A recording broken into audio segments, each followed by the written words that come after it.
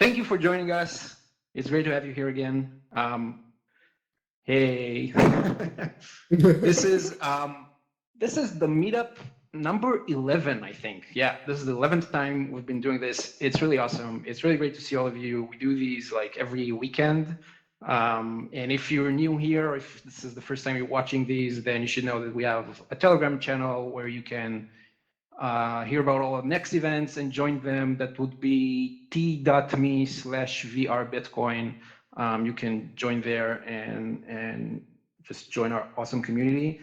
And we have three speakers today from the Lightning Labs team. We have Lalu and Joost and Oliver.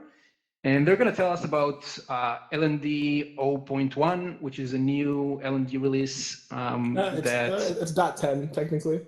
.10, sorry, yeah. Oh, yeah, 0.10. That's an important distinction. So, so they're going to tell us all about that. And before we go on, I have just a small announcement. So I'm happy to say that Kraken, the Bitcoin exchange, agreed to sponsor these weekly meetups. I'm really super excited about that because it's going to allow us to do cool stuff like, build custom spaces and build custom avatars. And actually it will help us bring speakers who may not have access to VR equipment. So it's really awesome.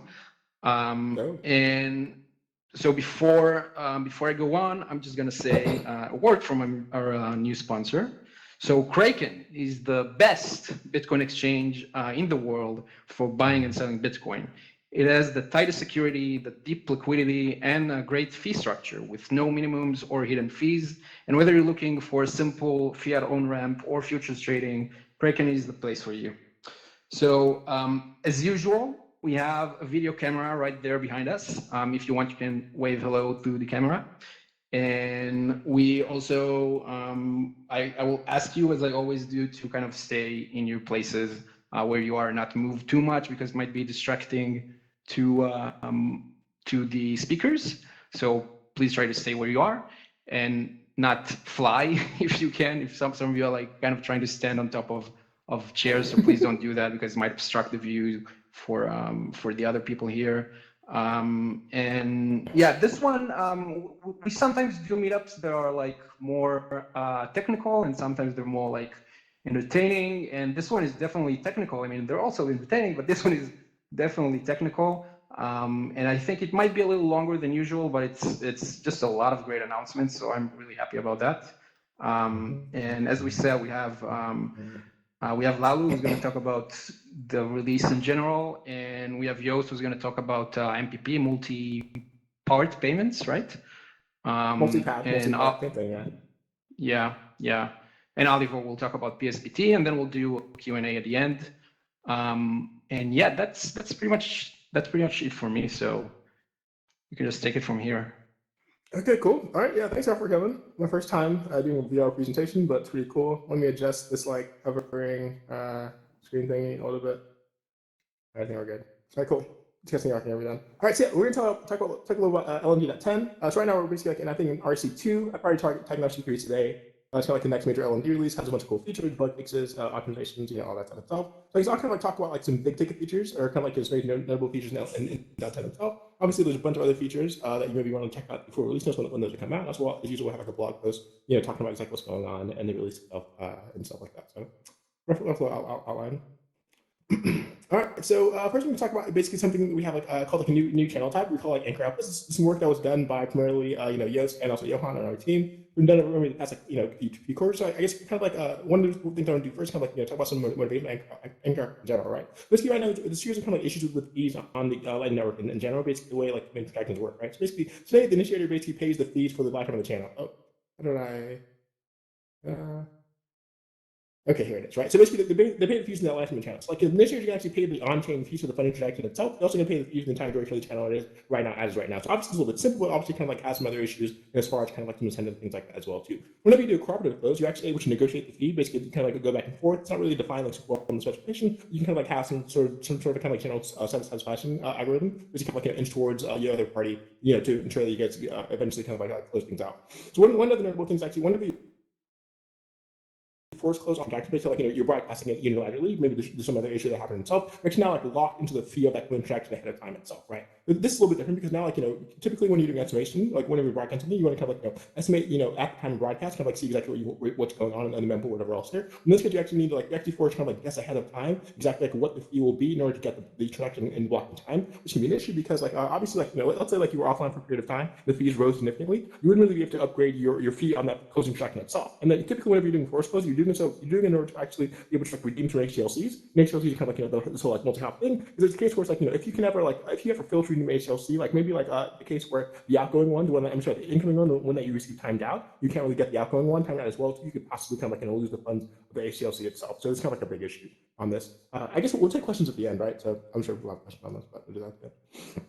So therefore, we basically created this new Kuhn type called anchor outputs, right? So as people don't know, in Lightning, it's probably like the third Kuhn type we actually have in terms of like upgrading it. Because we have like the OG one, then we have one like basically making like something called SCB a little easier. We call it kind of like static remote key, and this one we're calling anchor outputs itself, right? This new Kuhn type is something that's going to be gated by Kuhn, new feature. Basically, it's like in Lightning is a ton of like actual hooks for people with kind of like doing sensibility and like a conversion upgrade, things like that as well. Basically, if you someone that has this new feature bit, they say, okay, well, I have anchor outputs, you have it as well. You're going to actually use this new channel type and then go forward as well in the future on it. So basically, like, in a nutshell, all it is basically we now have like these two new outputs on the human transaction at all given time, right? So typically, this human transaction will have like two outputs. Now in this case, we have like four, right? Basically, I have my coins going to me, you have your coins going to you. We both have this thing we call like an anchor output. Once again, funded by the initiator, but like it's not really that expensive because the initiator now only puts 660 Satoshis extra into the channel in that given time, right? We call them anchor outputs because like what this does is basically let you kind of like actually use CPFP or child parent to actually anchor down the transaction. That's what we call the name anchor. I think Johan is credited with the name on some like mailing list like 3 or 4 years ago.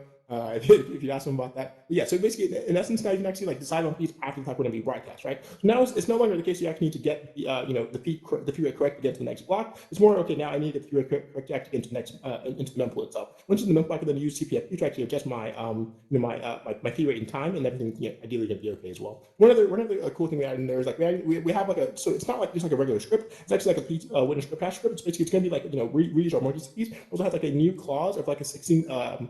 Basically like CSV of 16 blocks. The reason we have this is because now like we actually ensure like any individual after 16 blocks basically able to clean up that those outputs, make sure the UTXO set actually doesn't really have one of these like tiny outputs in there as well, right? People are going to be like probably be writing these like scrapers. You can actually like check the blocks, check for this like magic value of the output size, and actually sweep those coins yourself. Kind of like the debts be gone that you had in the past. It's kind of like a thing, but it's kind of like the protocol is producing these outputs over time, which can then be swept by the individuals or be swept by yourself, depending if you think the fee rate is proper or not. There's a bunch of other changes as well. So one of the quirk that we have in here is like basically every single path in the script itself now actually has like a CSV1. This is basically due to some issues discovered as far as like some like education like RBF or Bitcoin 1.5 is written. Basically, because otherwise like it's possible where an individual would be able to kind of like impede the confirmation of a transaction, like kind of like forcing you to replace like a very very like long heavy weighted transaction branch. Maybe we'd have to pay like a lot of fees up, and so there's some other like quirks in there as well too. But we're super happy we got this thing deployed. Right now, it's still kind of like pending in the specification right now. But like we figured out it was far ahead enough time, also kind of like critical enough and upgrade, which actually just get into LND in this new version itself.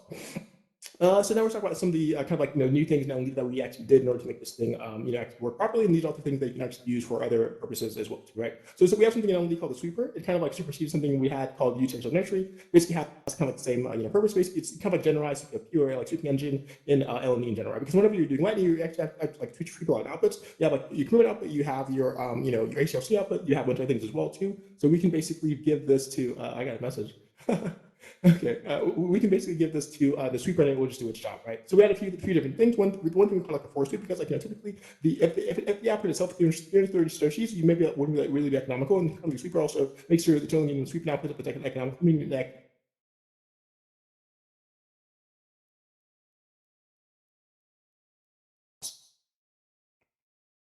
Am I back? I hit a button by mistake. Okay. Yeah, I think your speed crashed the old space.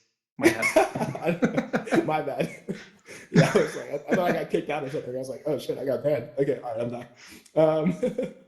So force sweep basically an ability to kind of like force the sweep and output in those uneconomical, and then also something called super groups because like it is right now is like we don't really play off the number at any given point. So like there's like any given point is probably going to be 3 different community transactions actually valid. It's because there's ours, there's one we sent the other party that hasn't been revoked yet, and then there's kind of like their one that's kind of like the pending one right there. So we actually need to kind of like anchor down all 3 at a given point in time because we don't really know which one's getting confirmed. Basically, we now communicate to the people. Okay, well, make sure that all of these inputs are on distinct transactions, but otherwise we're going to have like maximum spend. Now we have a new gRPC plan to make it a little easier. Some people know basically we have something called like wallet.bump, which is basically kind of like something you can use to basically do CPFP across any transaction that LND controls, or even kind of like an external channel. We then like made this cool wrapper called LN wallet bump close fee, which basically lets you kind of bump the close fee of a pending forced close transaction yourself. And you can actually also do for cooperative close as well too. It's just kind of like gives you some additional stuff there. So basically, and as of right now, it's actually like an opt-in feature. You enable with dash protocol on anchors. Basically, the way it is like it's kind of like a dual opt-in. So if I have the anchors bit set and you have the anchors bit set, then we're actually going to use this new feature going forward. And probably in the next few months, I think the other implementations are starting now themselves too, probably become more of like an official thing. Right now, it's like an LND thing, but like we don't imagine it would change too much. And we also like work on some other features in the future, which can allow you to kind of like upgrade your commitment type dynamically without closing your channel out. Next slide. Cool. Is it still there? Cool. All right, Tor stuff. So as you know, like LND has like pretty good support for Tor right now. So one thing it has like aside of this, basically you can have something we call like a Tor v3 like auto hidden service basically. So if you just like add a few kind of like command line flags, it's going to make a new hidden service for you. Everything will be fine. Tuning up the Tor daemon locally. So one thing we did, we actually kind of further abstracted like the way we actually store the private key in Tor itself, basically allow you to store this elsewhere. So you can imagine like let's say you want to have like a like 3 LNDs, they actually all have the same hidden service. You may want to have that like actual private key be stored elsewhere. Maybe you can have like some distributed storage. That's one thing we did here. Another thing we did as well too, which makes it'll be to kind of like to have like Tor to kind of like have like more complex configuration with Tor and LND itself. And that supports something called hash passwords, which basically lets you kind of like authenticate the Tor daemon without using the cookie. And typically use a cookie, and in order to use a cookie, you basically have to like be in the same file system as the Tor daemon itself. This basically gives you kind of like a hash password thing, similar to what some other daemons use, in other projects as well too. And one of the cool things we have now is we now have kind of like Tor support for watchtowers. So basically, similar to how you do for LND, you have like this Tor.active and then Tor.v3. Basically, that's kind of like your regular hidden service for Tor itself. Now we also have like watchtower active, which can now automatically create a new hidden service for your watchtower itself. Now, importantly, it's actually kind of like a new hidden service isolated. You have like a distinct onion address for this new Tor service, but like at least that's cool. Now you can basically have your LND node, you can have like a Tor node, Tor tower node, you can give to other, which you can then give to like your other friends or whatever else. But usually you have like the LNCLI tower command, and you can check that out to actually see what the new address is for your Tor node. Next one. Oh, I went back. Cool. HSC event subscriptions. So as people know right now, like we have something called LNCLI forward history. Basically, LNCLI forward history gives you kind of information about like all the past forwards in your node. So you basically use it to compute like the histogram of like the actual payments that you forwarded. You can compute like your free revenue and like all that stuff itself too, right? This is pretty cool. One other thing that Labs actually has information of like any successful forwards. Basically has information about Labs information about failed forwards, right? One of the things that realize like information about failed forwards can probably be very useful in order of actually kind of like optimizing your own node itself, because like Alias tell you a lot more possibly than settles do itself. Alias maybe tell you where you need like kind of reallocate liquidity on your node, or possibly maybe something where things going on as well too, right? Now we have this new subscriber HLC events call made by Carla and our team. So basically it's pretty cool because now it gives you 4 different events, right? So it gives you a forward event, it's kind of like actual HLC circuit establishment, which is cool because now you can so like the other thing which is cool about this, you can use it to actually like time the amount of time between an HLC getting fully extended and actually one getting settled as well. It's kind of like the payment latency in the network itself. We have a failed forward event, and so this is basically the case where like you set an HLC, you went downstream, but then somewhere downstream actually like got canceled back, maybe because some other issues that happened. Then we have the settle event, that's what we know it's normal, like getting set. And we have also like the linkable failure event, which is basically like something where we got an HLC in, we try to like forward it to another channel, but that channel rejected for some reason. Maybe the reason was like maybe insufficient key, maybe incorrect update policy or something like that. But like that's some other things there too. And one of the things it should be soon integrated into like our project called LND, which is kind of like this combination of influx key and which I'm about to be that's kind of like another thing. Prometheus and Grafana. So basically, it's ideally you kind of like have like a graph of like your actual HLC activity over time. So maybe you see like a burst at like 2 p.m. every day because people were just some particular thing. I think it's one of those tools that we really hope node operators actually kind of like tune in, like hone in on their nodes, see exactly what they need to be doing as far as rebalancing, opening, closing channels, kind of like just like a little bit more information about as far as what's going on. And we definitely want to make sure node operators have enough information to basically make intelligent decisions about their channels. Final one, RBC enhancement. So, we definitely have a bunch of RBC stuff. I think these are kind of like the main things that I selected as kind of like, notable. So one thing we have like a new version endpoint, right? Something people asked for in a while because like otherwise, like, so one thing is like, in LND, we actually upgrade the RBC system over time, and at times it can be actually difficult to tell, what exactly, what capabilities that node actually offers. Now we have a new version endpoint, which you can actually hit, and it's going to show you kind of like the Go version it was compiled to, used for basically reproducing our builds. People don't know we actually have fully deterministic, fully reproducible builds. Like on my Mac, I can build a binary that any of y'all can reproduce on any other machine that like we support, which is probably like too many. Like we have like PowerPC and stuff like that on there.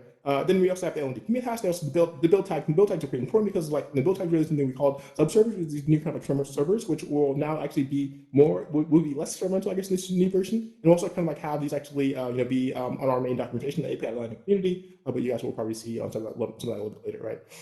It's pretty cool because now anytime you have like a wallet application, it can actually hit this new endpoint version and see, okay, well, LND.10 added those new features. I can use that now compared to maybe if it were on .9, I'm not going to be able to use that at all. So it's kind of like something that like people realize was kind of like neat as we were making breaking changes a little bit earlier, like back in the day. We make breaking changes a little bit less routinely right now, but we still figure it's pretty useful. One other thing that we have in list period, kind of like have in Lightning Network, you can actually send like an error to appear. Maybe the error is like maybe it's critical, maybe it's not critical. Right? Maybe the error is okay, well I'm disconnecting. Maybe it's like, oh well, I don't like the HLC, or I think like commercial signature or whatever else. So up until now, the error is always buried in basic logs. So you have to like look through the logs. Maybe you have some like grep, or maybe you have some other analysis going on there, but it's kind of like hard to actually find. Now we actually have something we have, it's kind of like a mailbox, right? So we'll be storing the last 5 errors that any peer sent us, and now this is pretty cool because you can actually like look at a peer and see like exactly what messages were sent to you from that peer itself. One of the cool thing about this, you can actually be using this kind of like a rudimentary kind of communication channel between you and your channel party. So like I could basically say, hey, like I can send you an error because I know you're going to store it that says, hey, I'm going to close your channel in 3 days because you're not being a good, node operator, basically, right? We can do that back and forth. Maybe some UIs will basically happen in the future. We'll see exactly what comes up with that. One other thing, we now have like pagination for list payments. This one thing, because like people don't know, what LND basically has like this response limit for gRPC, which right now I think was like 5 megs or something like that. Pretty big block size there with the 5 meg response coming through there. But like, so what happens? Like people started reporting that was like the information when they had over 100,000 payments. So we actually then we had to paginate this thing, and that's paginate some invoices, which is pretty nice. Final thing, we have something called standard and unlock. Totally made it up. Basically, like up until now, the only way to actually unlock LND times that was do it possibly over the gRPC or kind of like interactively the way we have in LND Lab. We had a new command where basically LND Lab can now accept certain parameters over standard in rather than kind of like having echo. This is pretty cool because now you can actually use to be like have like more complex situations where it's maybe like using Docker, Kubernetes, or maybe have like hybrids or whatever else to actually make sure you can restart LND up on the fly without actually having to do any manual interaction on that end of things. Yeah. Cool. Yes. You gonna come over here? Should I go over there, or what are we gonna do? You're gonna stay there? Yeah, I will come over there. You're gonna all right. Yeah. So all right, we'll swap. It's the station zone. Okay. Okay. Hello, everyone. So my part is about multi-part path. I think Uli was already a bit in doubt, like, is it part or path? Like, both things are used so far. But now we're also adding the word shard. So I saw some jokes from Twitter about the Lightning also does sharding now. Yeah, we got sharding. I would like to start with like repeating the problem really. And this is a story which I've seen many times in real life meetups. People trying to pay with Lightning in a bar, and they have a channel, like a 20 euro channel, and it's fine for paying for their drinks. And at some point they need to pay for dinner, and the dinner is 30 euros. So they think 20 euros is not enough. So I'm going to open another channel worth 10 euros, makes a total of 30. But they try to make the payment, and they have already waited for like the confirmation required, and it still doesn't work. And then they realize that, okay, in Lightning, up till now, it is necessary to be able to make the payment in one shot, basically. So you can only utilize one channel to make the payment. So after opening the additional 10 channel, they need to open one more channel, a third channel worth 30, and use that to make the payment. And this is not a great user experience. And I think even before I even heard, like the first time I heard of Lightning, there were already talks about like multiple paths and make them atomic or not, but at least make a payment in multiple parts to get around this problem. So it's a very, very old problem already, and like the solution for this has been anticipated for a long time. And the basic idea is that as a sender, you are able to split your payment in multiple shards, let us say shards this time, in multiple shards, and the receiver waits for all of them to arrive. And once they are all there, they will settle, the receiver will settle all those shards, and then it will get the full payment amount. And support for this on the receiver side was already added in LND 09. So in LND 09, the receivers running that were already able to assemble multiple shards, and other implementations, they were a little bit ahead of us. They were also already able to make multipath payments. And also with LND, it was possible to make a multipath payment using like manual send to route commands. So you weren't using the pathfinding of LND and the payment loop, but you could launch the shards manually. And now in 010, we finally added send support to our software.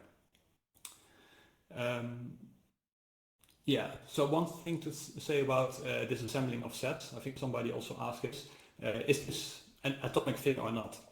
And it depends on how you look at it, because once those shards start arriving at the recipient, they will all have the same hash. So once if you have the pre-image, you can settle them as soon as they come in. So in that sense, it's not atomic. On the other end, if you are a receiver and you settle already in HLC while the full set isn't complete, what you basically do is that you reveal the proof of payment, but you haven't received the full amount anymore, and you may possibly never receive it. So there's an incentive there for the receiver to not do that. So even though they can settle the payment like non-atomically, it's not a smart thing to do. And what happens if you're waiting? So the recipient is waiting for the set to become complete, and so it doesn't always happen, because it could happen that one or two of those shards arrive, and there are a few parts missing, and they don't arrive.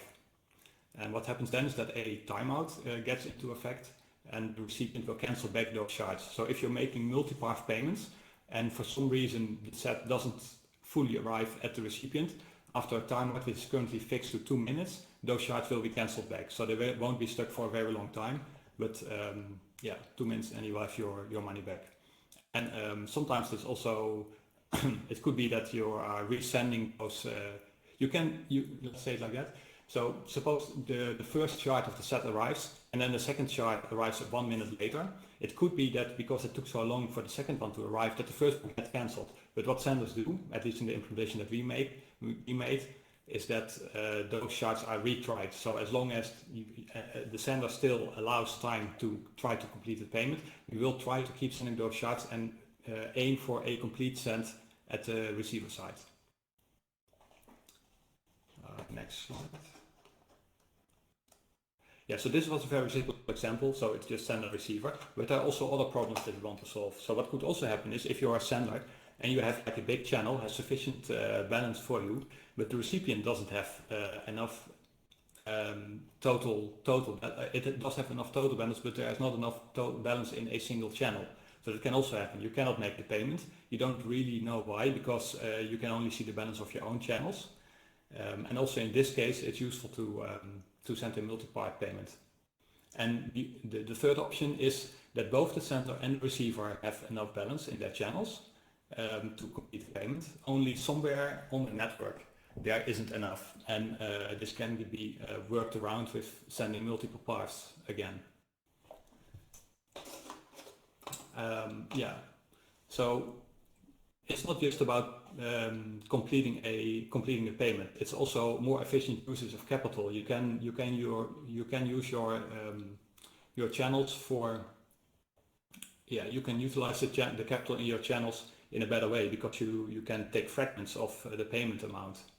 And it's also true that you can now send much larger payments, because previously the maximum size of a payment was bound by the maximum size of the channel along your route. And pre-Wimbo, maximum channel size is 16 million sets, so a bigger payment to that wasn't possible. And now with multi-part payments, you can easily get around that. So yesterday we just played around a bit on Rectest, Oliver and me, and Oliver paid a 1 BTC payment with Lightning using, I don't know, 20 something channels, or 20 something maps. So I even succeeded with a 2 BTC invoice, so. It was on Rich Test, you said? Yeah, Yeah, I think I did like a 0.1 on testnet when I was testing out as well, so you can definitely get up there. Yeah, so that's also quite interesting that you can now basically have an unlimited payment size. And another thing that you can do is you can perhaps get better fees or better time locks on the routes that you choose. Because previously, if you want to send big payment, there's only like so many channels that are able to carry that. If you set a fee limit, if you set a low fee limit, what can happen is that you couldn't find any route that could carry it because all the big channels are expensive. Now it's not a problem anymore because you set a lower fee limit, those big channels will be skipped, and then automatically like the payment will be sharded, and smaller, cheaper channels will be utilized to complete the payment. And the same is true for like the reliability. So if there's a big channel but it has proven to be unreliable, also with sharding you can get around that and use multiple smaller, more reliable channels. Although there is also a trade-off, because if you launch multiple HLCs, there's also more risk that something goes wrong with any of those.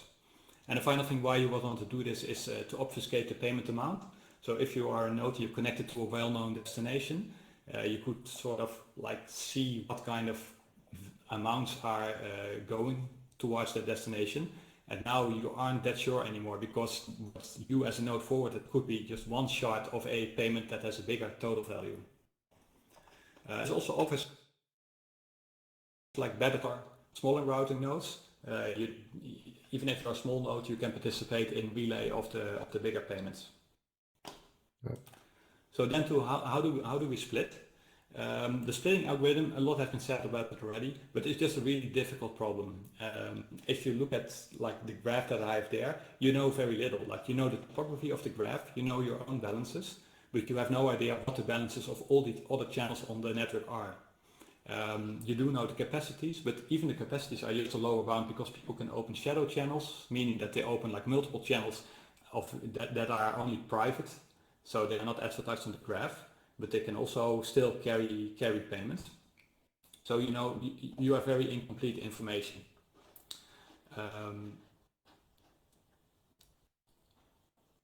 Yeah, and what could even happen is if you search for a path through this graph and you make a wrong decision, it could, and wrong means like it does arrive at the receiver, but maybe you spent a balance in some channel on the network in a way that prevents you from getting the second shard to the recipient. So there's also the dynamic interaction between like multiple of your own HLCs that you send out. So that's also makes it harder. And then suppose an attempt fails. Well, what do you know? So the thicker lines is the path that we chose. So there's a failure between R3 and R5. We try to pay 20, so at least we know that that connection can take 20. All the connections before that can take at least 20, and from R5 to the recipient we still don't know much. So if you think about the optimal solution for this problem, it's just very, very, very difficult. Is that if shard succeeds, no feedback is given. That's like a current characteristic of Lightning. If you send a payment and it arrives, but the recipient is holding it, it's similar to HODL invoices, then you won't hear anything back. So it could be that this payment got stuck along the way, or that it reached the destination, you don't really know. So if you're making an NPP payment, you are sending those shards, and if your HLCs get stuck, it's actually a good thing because they are held by the receiver. But it could also be that they are not held by the receiver. So that's another thing which is difficult. It also means that you need to launch those HLCs concurrently. You can't launch the first one and wait for it to arrive, because they will never tell you. You have no way to figure out that it actually arrived. So you need to launch them concurrently, but you also don't want to launch them concurrently too fast, because otherwise you don't allow the system to return failures to you, which can be useful to plan the sending of your next shards. And then there's optimization goals. It's not only about completing the payment, but you also want to optimize for fees, for time lock, reliability. Maybe you even want to rebalance as you go, basically. So try to pick the channels and make the payment through those channels in such a way that your channels end up more balanced than they were before you did this. And finally, the pathfinding algorithm that we have, it works backwards.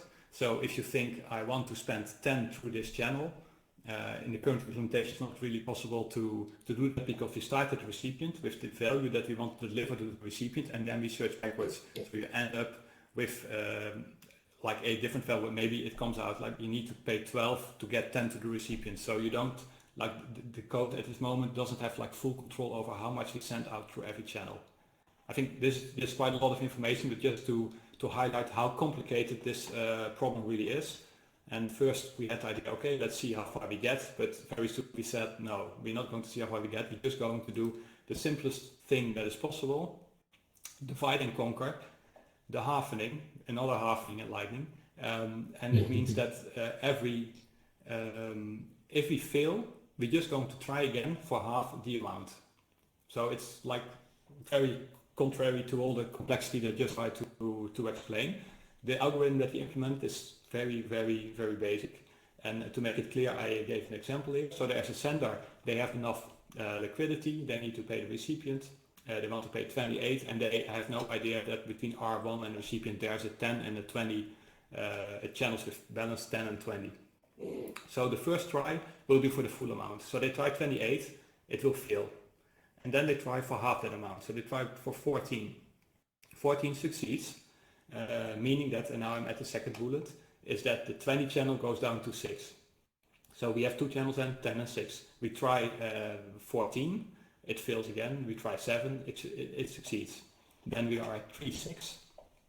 3.6 we try 7, it's also not possible anymore. We try 3.5, it succeeds, and so on. And in the end, we completed the payment and we had 4 failures and 5 successes. So we sent the payment in 5 HTCs. While theoretically you could do it also in 2. You could send 10 and 18 and it would also be fine.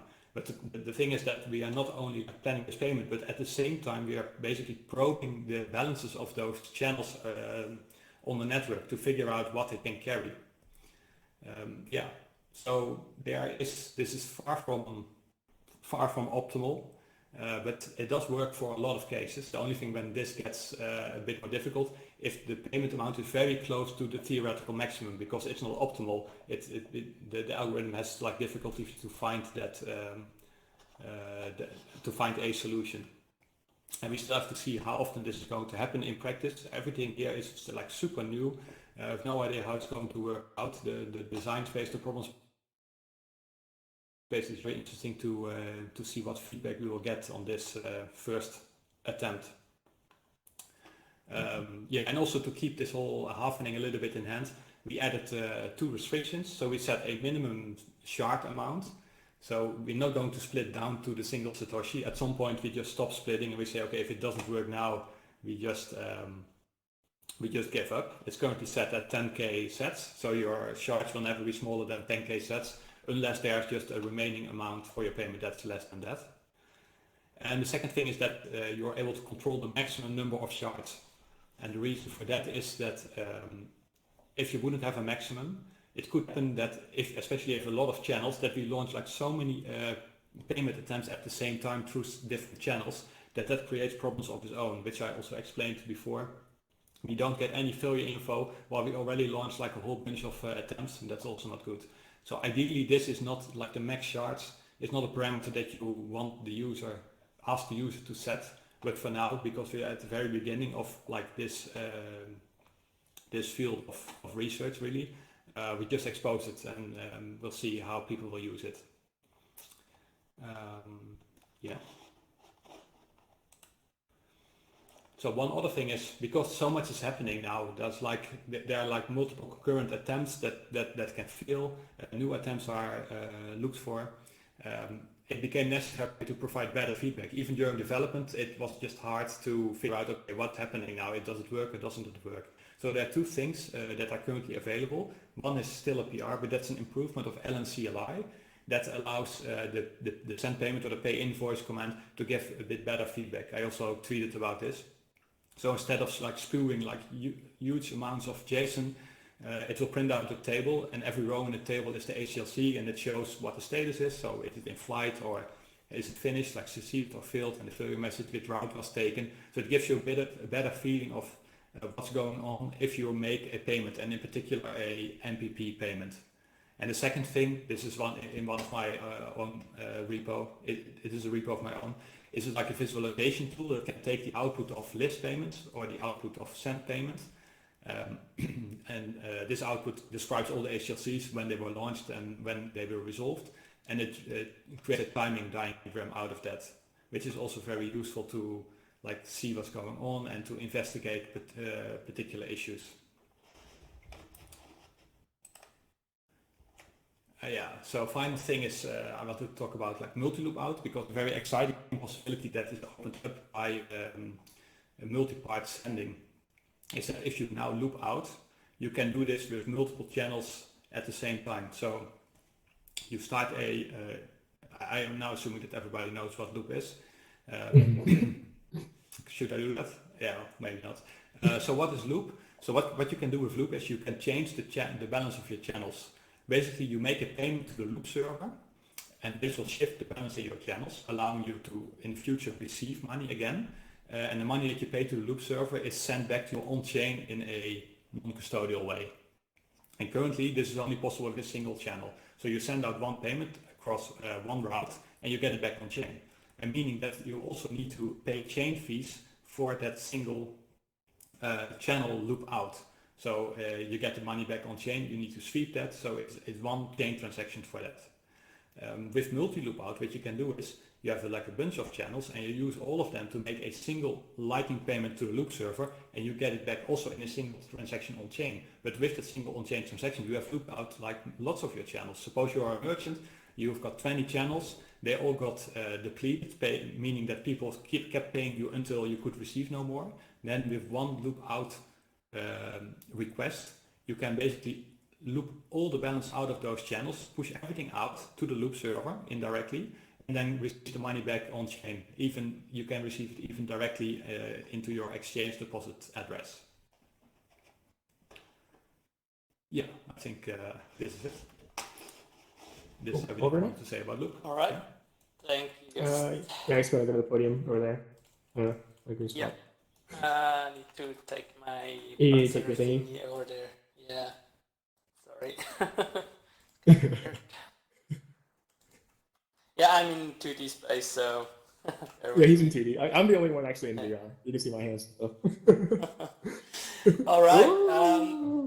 I think it was Marty who wrote in his pen that 2020 will be the year of PSBT, and I agree.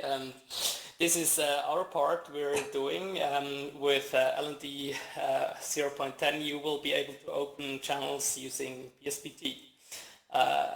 It needed some preparatory work in 0.9. Lalu added some features that were necessary to make this possible. Also, we needed the library that was finally merged in BTC Util, the PSBT library by Adam Gibson, and these two things allowed us to make this feature work.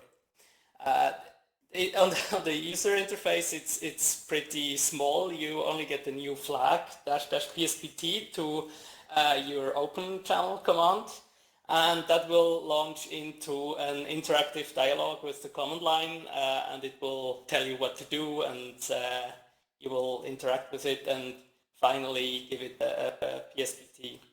I decided not to do a live demo, but there's an example, the documentation in the repo as well. So if you go to docs and PSBT, you can play through that. It's pretty cool on the command line, but this will be much more useful if it's automated through the gRPC interface. So we hope that a lot of wallets will make use of that. It's also a bit because of the one small tiny problem we have is that there's a time limit to this whole thing. The reason is that we actually start the negotiation with the remote peer when you open a channel, and we pause that process, and the peer will time out after 10 minutes. So just keep that in mind. But I hope that won't really be a problem when using this. Yeah, so 10 minutes seems like a lot of time.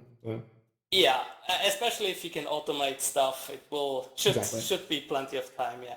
So and then one cool thing automation-wise, you can actually use to open multiple channels in single transaction. So you can actually use a PSBT, several times over. Basically, maybe open 10 channels in single transaction, which is also pretty cool, feature-wise.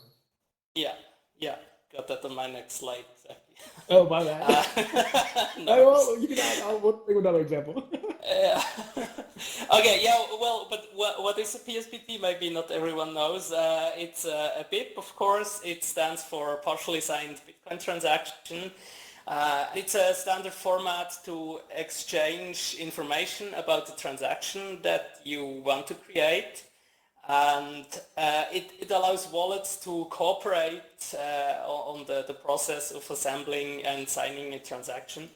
And because the design space there is quite big, the creators of the BIP decided to create roles that you can, as a wallet, as a software that you can take. So there's a creator that creates the thing, you can update it, you can sign it, you can combine multiple PSBTs, you can finalize the inputs, assemble all the witnesses, and then finally extract the raw Bitcoin transaction.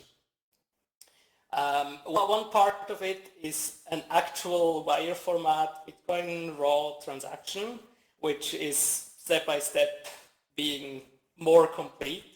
And then the other thing is that for each input and each output, you can add additional information. It's kind of a TLV-like format that has a few standard data types, like you can add the actual UTXO that is being spent, you can add the derivation path of an input, you can specify the SIG hash type, what scripts are being used, which is, all these things aren't really in a transaction itself. These are all additional information that the participants need to complete the transaction. So the partial part is very important. Not only the partial signature, but also the partial like input and output list. So let's go through an example. Let's say you have a hardware wallet that has all your funds.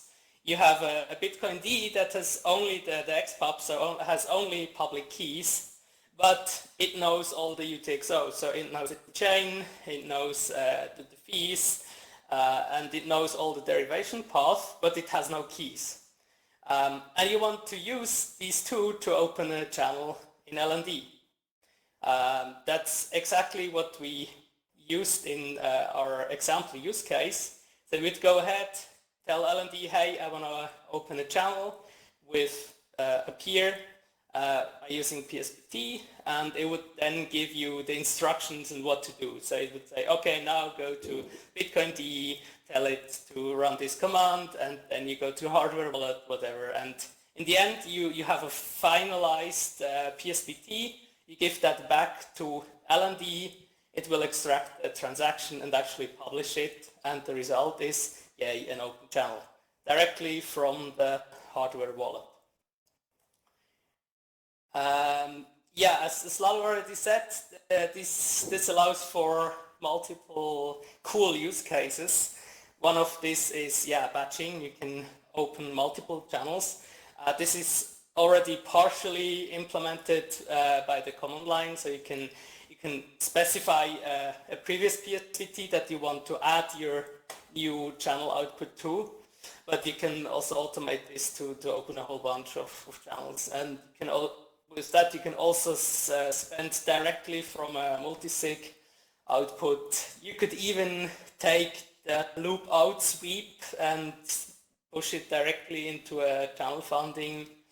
What I think is really cool with what Joost just explained about multi-loop out, it allows for the merchant zero balance scenario where a merchant has a hardware wallet.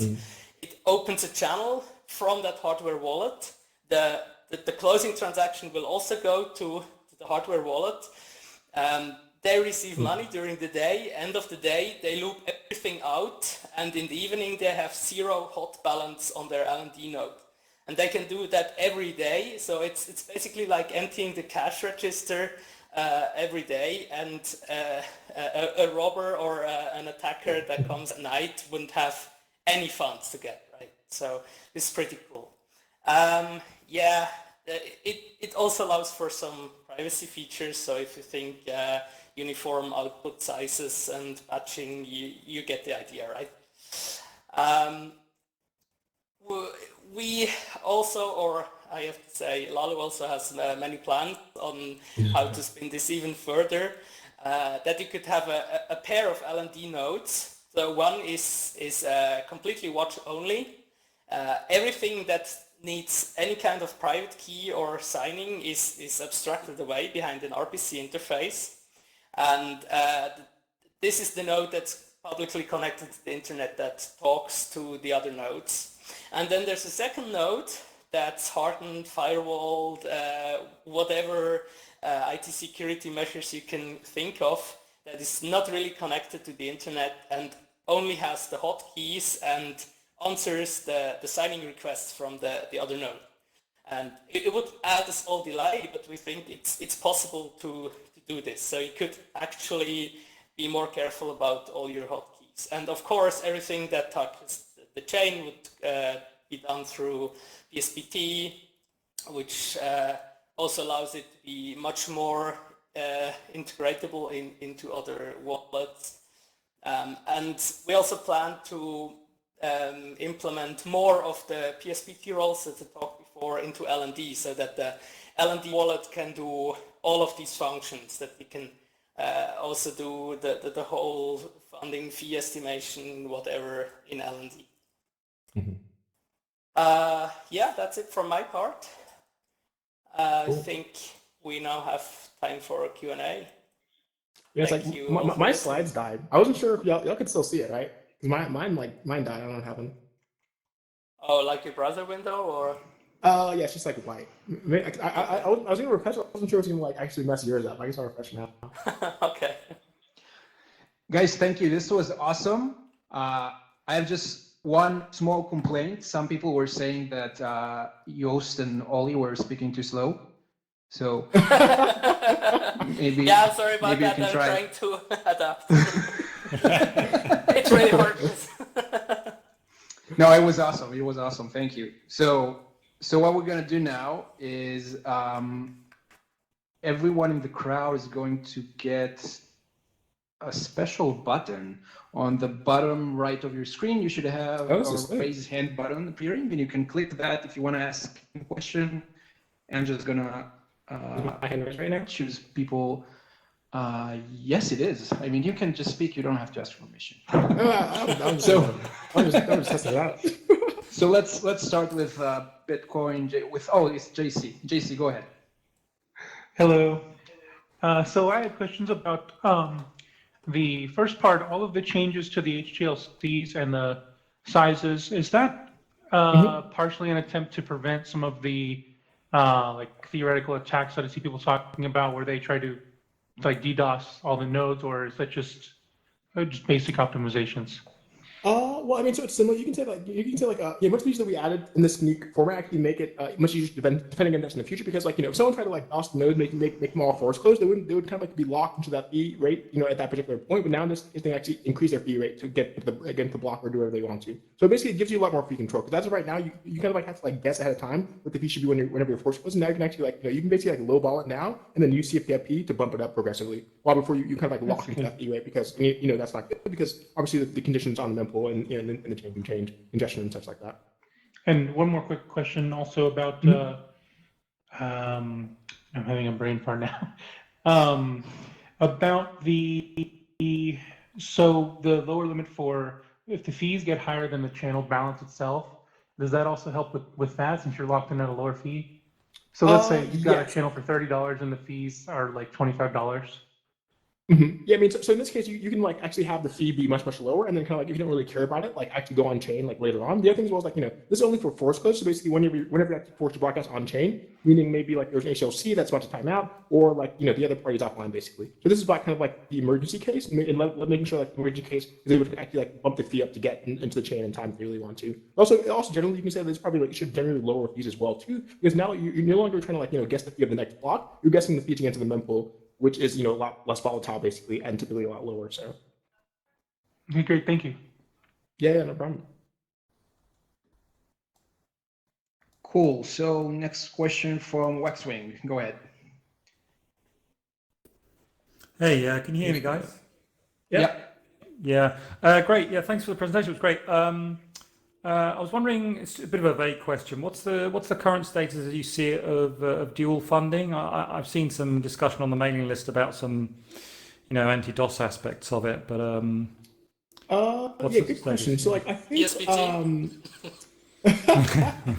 well, yeah, I mean, so I'm not working on myself directly. I think kind of like Lisa from Sea Lightning, is working more directly herself. Like to my understanding, I think like they're worried about some issues, like you're saying about kind of like making sure that like you can't probe down to another user basically by kind of like doing repeated dual funding attempts. You can see all their inputs, and also possibly kind of like making sure if you're actually providing an input, the input's unspent, you basically have like kind of like a proof and unspent and things like that as well. So it seems like there's some other issues, maybe as far as like kind of like privacy dossier, we're kind of like holding it back right now. But on the upside, like you can actually use this, what we use stuff today basically to simulate dual funding, actually having two channels, right? So I have one to you, one to myself. Obviously, it's not as good because you actually have two outputs, but that's kind of like a holdover until people will figure out like whatever they're comfortable with as far as like the mitigations on the dual funding side. Like, well too. But so I think so. There's like a PR open in the spec repo. I think Lightning also has another PR open themselves. I think maybe they can look to get into their next release in an experimental format. Yeah, I'm not sure from there.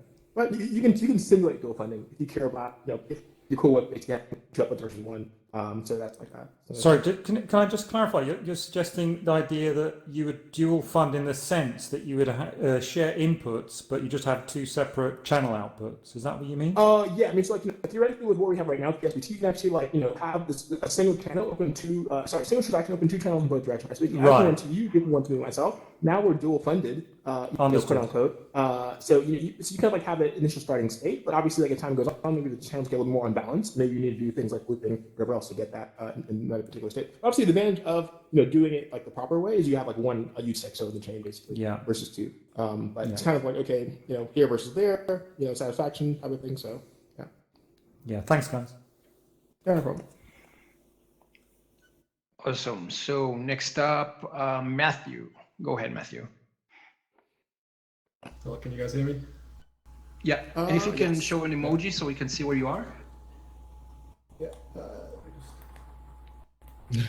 I think I see it. I see it. Yeah. Can you see me? Great. Yeah. I had a question for Joost. I'm just wondering what happened to the TLV shop. Oh, TLV shop. Okay, it's not my ambition to be a shop owner really. It was just a demonstrator. We did quite a few stickers, but it also started to taper off. It wasn't as new anymore. The internet is bored pretty quickly, so we took it down to get back to get rid of that like extra thing to worry about. Yeah. Okay. But I mean, I guess But version with the amp stuff, right? Yeah, I just wanted to add that there is a PR like in the works at the moment that allows you to do this yourself, because the TLV shop, I still have to fork LND to do like the interactive keysend acceptance, because currently in LND if you accept keysend payments you will always accept them, and for something like TLV shop it's very important to carefully inspect all the records, see is the order correct, is the address correct, is the amount correct, and only then you settle the HLC. Otherwise you want to cancel back, because you may otherwise end up with like getting money and you're not able to send out the order. So that PR is coming, and I think that is like a very important building block in order to build similar like services yourself. Yeah. Okay, thank you. Great. So next up, Evan, go ahead. Hey all, can you hear me? Yep. Yeah. Okay, cool. So on the mailing list, Boz mentioned that there's potentially breaking changes with the API in 0.10.0. I was wondering if you could speak to that at all. Yeah. So basically what happens the stuff we mentioned with, MPP can only be using something we call like the router RPC server, which is kind of like previously like an experimental RPC server. So this isn't kind of like the main one you're using right now on the light. It's basically another one. Well, what happens is basically kind of like, did some changes to that new experimental one. So like if you're using kind of like the main RPC server, like everything is fine. If you're using the one that's a little more bleeding edge, you may need to update your code. It's kind of a thing where like, we envisioned that like we're actually like change it over time, because we weren't really sure exactly how MPP would look like on the kind of like, RPC level interface wise. But now that's a thing. So basically the response has changed. If you're using that new RPC server, if you're using the old one, then you're fine. We do want people to migrate to this new one because the new one's just better, and the new one will be a lot more stable going forward. I don't know if you have any other things to say on that, guys. I guess not. Okay. This is funny. So Yeah. No, nothing. The thing is, like, because we're in Just 2D, like, it's a lot less emotive, right? Like, you're just standing there while like everyone else can just like look around. Yeah. The only thing to add there is so subservers have been experimental so far. They still are really.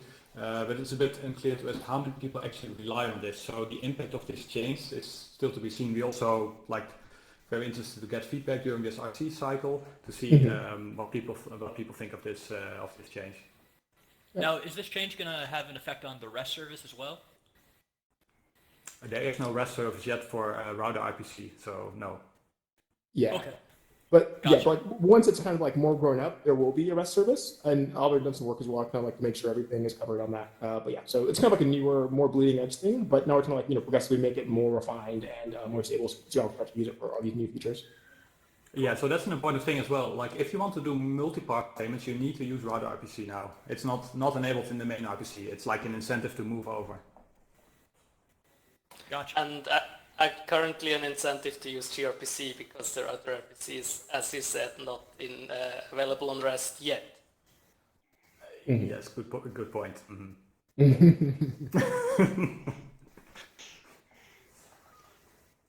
All right. Thank you very much. Awesome, thanks, Evan. Looks like this is the last question, unless someone wants to pop in. Yeah. Yeah, I have okay, a question great. about. Who's me? Who's Yep. What's that? Me, Ollie. Sorry. Okay. Other Go question ahead, about anchor outputs. Does that mean we don't do fee updates anymore at all in anchor output channels? No, that's a good question. So so it's kind of the thing that similar to measure that we're actually probably going to leave for later time. Like right now, we do still do fee updates. But basically, the ideal one is like you do a fee update and you kind of like have like a much more lax fee estimate, basically, like rather than like maybe like 2 or 3 blocks, like maybe like a 20 block, something like that, right? Right now, we still do that like shorter term estimate. Where in the future, we'll probably have a mechanism where like individual ways to kind of like either do manual fee updates themselves, or still like kind of like a fee update ceiling in that channel going forward. So right now all the capabilities are there, but not being fully utilized as they could be because we're still kind of like doing fee updates that we're doing legacy format. That makes sense. Okay, because that would be like also like a cool security feature if you could say, yeah, I only make outgoing payments to this channel. There are no fee updates, so I know I'm always on the latest like channel state, right? So it's harder for me to get reached. Right? Sure. So Yeah. would be No, cool. you can definitely have that in. That makes sense. Yeah. That's dope. For sure. Awesome. So, Cool. guys, thank you for Those this. guys This like was in the stairs awesome. over here. Thank you, Udi. It was great to Yeah, this is dope, Udi. host Thanks this. a lot. Thank you. Thanks for This setting up was and great, everything. guys. Thanks to Lalu and Joost and Ollie. This was awesome. Thank you guys for coming. Thanks to Desiree too, who's from Lightning Labs here in the crowd for setting this up. This was great. I want to also say thanks to our moderators who are helping us in all of these events. We have JC here. We have Gigi in the back. I don't see him right now. Oh, here's Gigi. Hey. And Ben the Carman. So thanks guys for helping. Hey. And thanks for Kraken for supporting these events.